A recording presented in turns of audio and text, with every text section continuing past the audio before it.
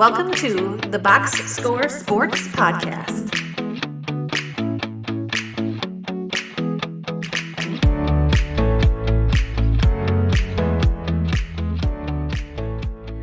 It happened last night. If you're watching the video, it's probably happened 2 nights ago. The Thunder lost to the Nuggets, another team that had a huge lead.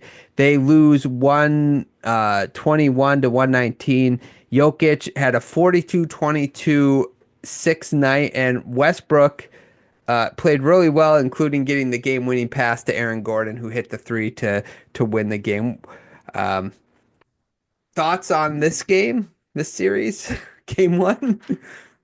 So the only thing I could think of watching this game all the way to the end was we talked about it. You were a little stronger on it than I was just because you're right.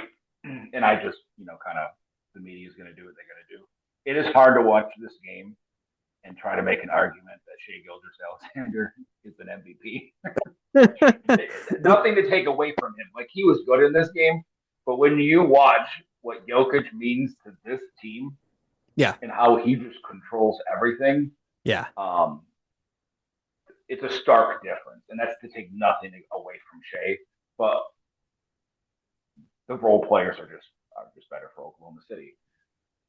But just this game was, again, the things that I text you, I just didn't have the stones to pick against the Thunder. But the times throughout the season where you go, yeah, Oklahoma City's good, but, and you have the NBA Cup against the Bucks, you had that Pistons game I referenced, and a couple others where you're like, man, it just goes. Like, these role players, they just freeze up the end of this game, and even large chunks of this game were that again. Like, Shea hasn't looked great in these playoffs outside of one game. Like, 33 points on 26 shots isn't anything to write home about efficiency wise. mm-hmm.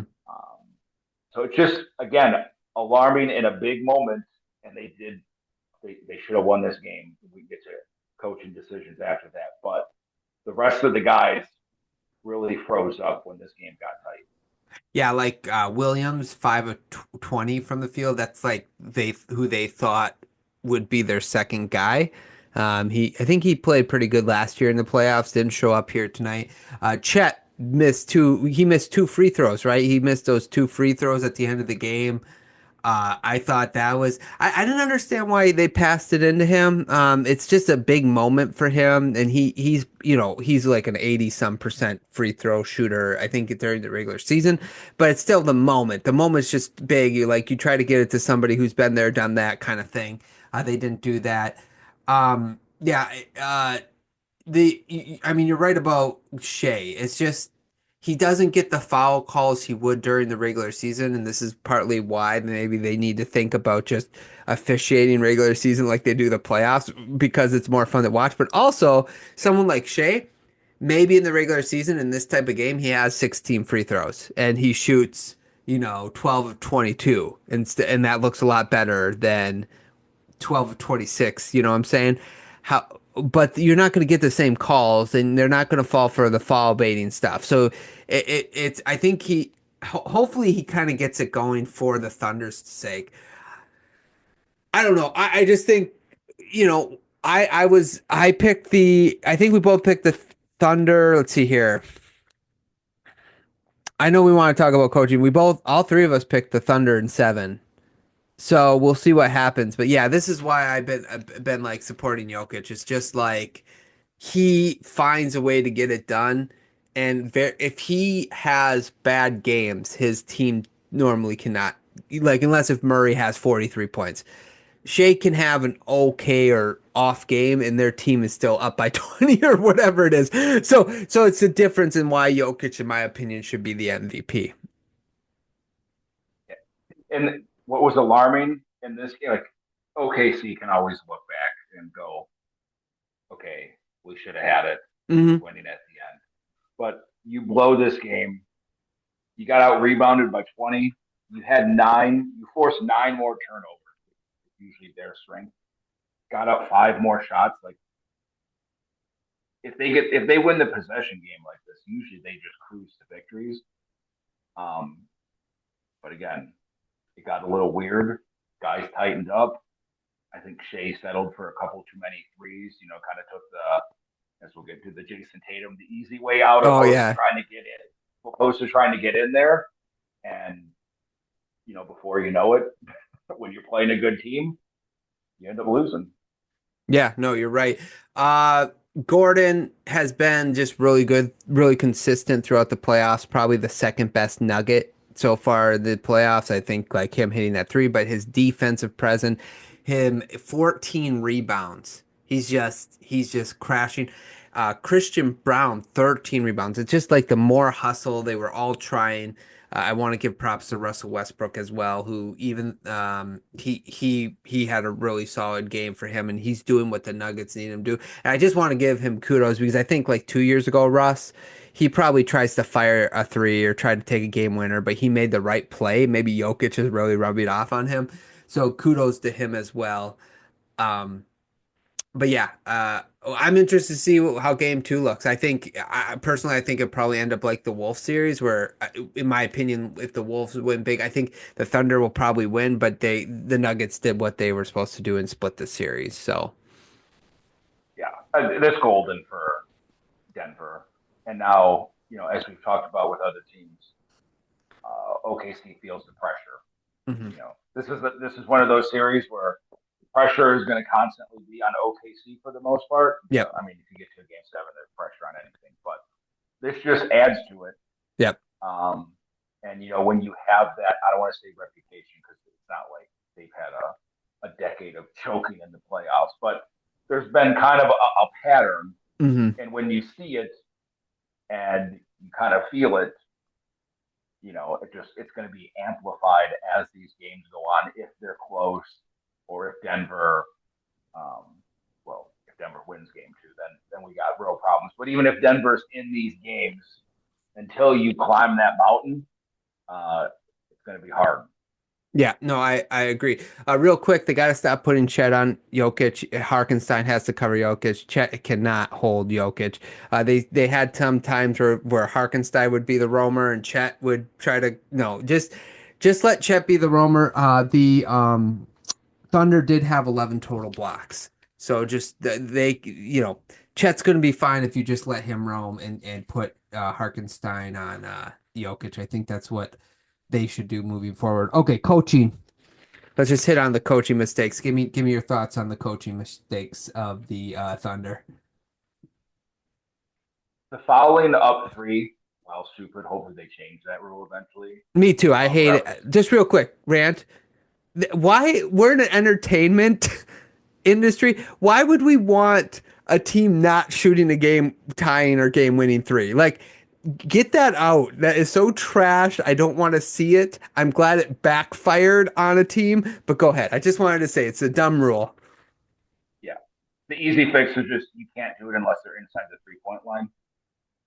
Yeah. Because you really go inside the 3-point line. But if you're going to employ this strategy while you can, you don't need to do it 90 feet from the hoop like two or three times. Like they can dribble for 2 seconds. And probably the most egregious one was they did it while Jokic was off the court. Yeah. Like I think either Edelman got away with one, or he was just so confident they were going to keep fouling that he pulled them. Because if he pulls them and they don't do it, then he's going to look like an idiot in this. But if you see Jokic come out and they inbound the ball, just press him, make him dribble it up, and waste 5 or 6 seconds, and then foul if you want. But just to do it right away, backs to the hoop, not even close, kind of defeats it because sure you're taking away the three, but you're leaving so much time that the likelihood of you missing a free throw also goes up. Yeah. And we saw it at the end with Chet. You assume no one's going to miss two. But again, you leave yourself open when you keep doing that, and teams run out of timeouts, and you just got to get it into someone. And that pressure builds of we just did this for 13 minutes. I think it took 13 minutes to play the last 1 minute of this game. So strategy, while I agree with you, they got to change that rule. Yeah. But to do it 2 or 3 times when the team was, I don't even think they were across half court for 2 of them, is stupid. And you probably saved Denver 2 or 3 possessions by not just making them press and dribble and then foul. Yeah, no, I agree. And even the Nuggets coach, I don't think that was a good coaching choice to take Jokic out. It reminded me a little bit of, remember when Greg Popovich took out Tim Duncan at the end of the Miami Spurs game to the Ray Allen shot heard around the world. I I understand, like they took Jokic out because like they're like we don't want to give anything easy or whatever, and I think they allowed a layup anyway, like a free layup to the basket, so it didn't even work. So like let's stop overthinking this stuff, okay, guys? Like keep your best players in there. I if I don't know. It's the same with JP Bickerstaff when he took Asar out. It's like you're overthinking this. You keep your good guys in there, but you're totally right about the Thunder screwing that up. They followed too early, and then they got Jokic back in the game. And then I think even passing it into Chet maybe not have been the coach's decision, but even just not finding a way to get it to like a veteran who's a good free throw shooter that's been in a position like that before. I think that was a negative as well. So I'm with you. Some of these teams have just used their timeouts a little too soon. Oh, for sure. To the Bucks at the end of the Pacers series. Happened with OKC here. We just saw it in a couple other series. The Cavs tonight. Yep. Using their timeouts comes back to bite them in the face. Because even if you give it up and you have I think they had 1.2 seconds. If you can advance it to half court, maybe you can get a good shot off. But again, I'm glad the strategy failed. Like you said, it's just in another epic collapse. Yeah. Get rid of that rule. Okay. Okay, let's move on to the last series then. We go with that series? You want to move on to the last one? Yeah. I mean, we both picked it to be a long series anyhow. So game 2 will be really tough. Yeah, I still think it'll probably go 7. I'll still probably pick the Thunder just because I think, the Nuggets, they're just their lineup. I just don't know if it's sustainable to play every other game. That's my big concern. So I think they'll wear out, and you have the young legs and the deep bench, and obviously in the playoffs you don't go super deep, but you need 8 guys, 7, 8 guys, and I don't know if Nuggets have 8 guys. They barely have 6 that they can rely on, so that's why I'm still okay with the Thunder right now. Yeah, Denver, maybe if they just come out and punch them out in game 2, like put some doubt in there. Even if you lose, they just got to create that doubt.